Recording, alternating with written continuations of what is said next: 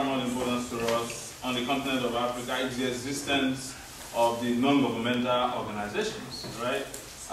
You know, I call some of them non-governmental individuals. Those are those people who run the NGOs from their briefcases. And what these NGOs have come to be known to do is that they have become the opportunity for aid agencies to bring the wheel of real movements, you know, by putting what I call plaster, you know, what you call Band-Aid, over African problems. And the NGO community in Africa, to the largest sense, has become an industrial complex as well, and a burden on the African continent. So we have our brother here from Togo, who would like to talk to us about what the NGOs do with elections on the continent of Africa from his experience as a Togolese NGO leader. What a bad name. Okay, thank you everybody. Let me say that I am Andre from Togo. I came in the US a week ago, so don't worry if my English is not as good as one of my other colleagues. I am running an NGO called Collective d'Association called Togo, Coalition of NGOs Against Impunity in Togo. It has been created. Maybe let me talk briefly about Togo because I like to remind, you might know Togo, but when we talk about Togo, the points you have to bear in mind is that, as my friend from Cameroon was saying, in 1963, Togo was the very first country in Africa that had a coup d'etat, and from then the other African countries liked the thing. And in 2000, while President Chirac of France was visiting my country, late President Eyadema swore that he would never, present himself on the election again. He would go after, but some years after, he denied his swore, and then he presented on the election again, and the constitution was modified, right? And once it was done in Togo, then the other African countries, they saw that it was a wonderful thing, and they engaged in it. We did it here too in New York City. Okay. And another thing I would like to mention in Togo is that Togo is also the very first country in Africa that thought it was interesting that after the death of the president, that the son should be the highest, the most intelligent to rule the country. And then while it was successful in Togo, then in other countries like Gabon. Thank you. Like Gabon, like Senegal, like Egypt, like Libya, they thought it was interesting. So you will realize that my country is good at innovation, right? The bad thing is that the innovation is on the negative side.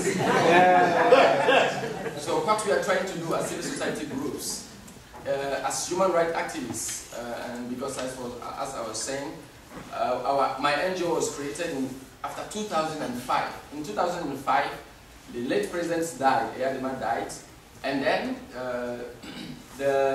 his son was put in place, and they organized a so-called election, which was not really election.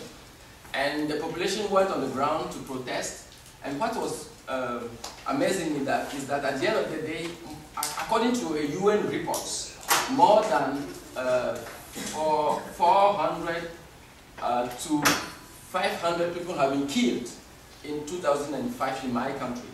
But none of the so-called international community, France, the United States, and the countries who are, active, who are the most active now in Cote d'Ivoire, none of them thought it was useful to protest.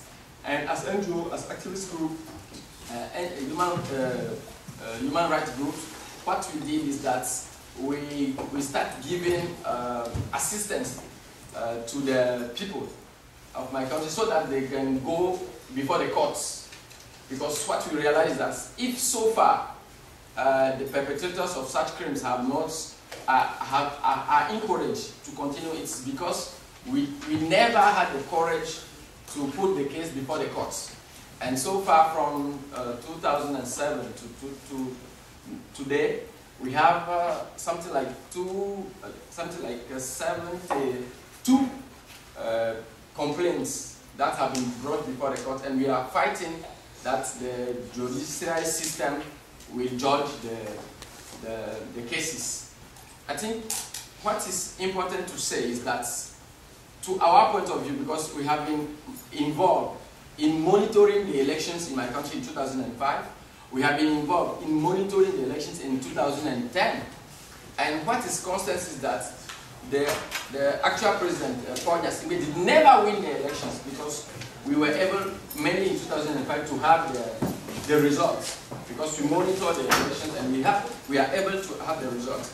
But what was proclaimed was the wrong result.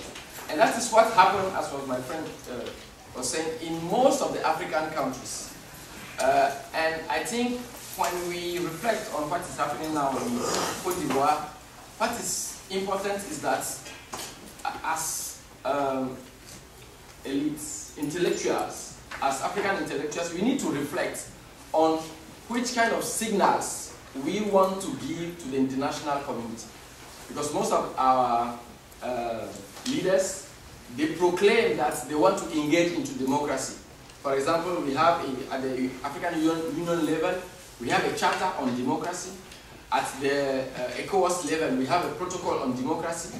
And even in my country, we have wonderful texts. But if it comes to the text, we have the text. But if it comes to the application, then there's a big problem.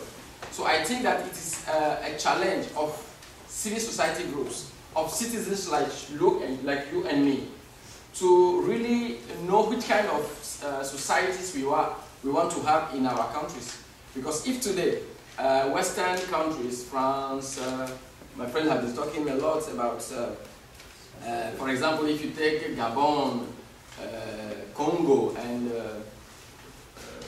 Obiangema, those head of states have been taking our money, and I mean, they steal our money and nobody speaks.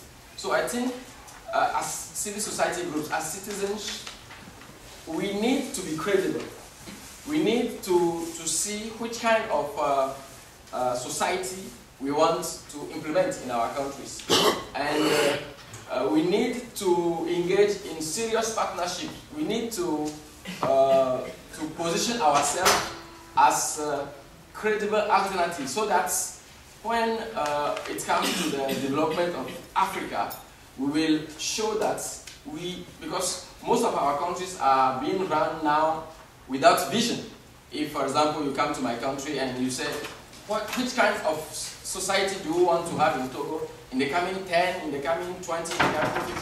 They won't be able to tell you, because we are just, and our head of state, what is important to them is, for example, in my country now, we don't know exactly if, because the then President Eyadema was then for something like 40 years, and his son is now there for almost 10 years, and we don't know if after he will remain or not. So I think that at the whole African level, as human rights NGO, we need, as human rights activists and as activists in general, we need to lobby for sustainable development, sustainable democracy rules to be implemented. Those are some of the ideas I would like to share with you. Thank you. Thank you very much.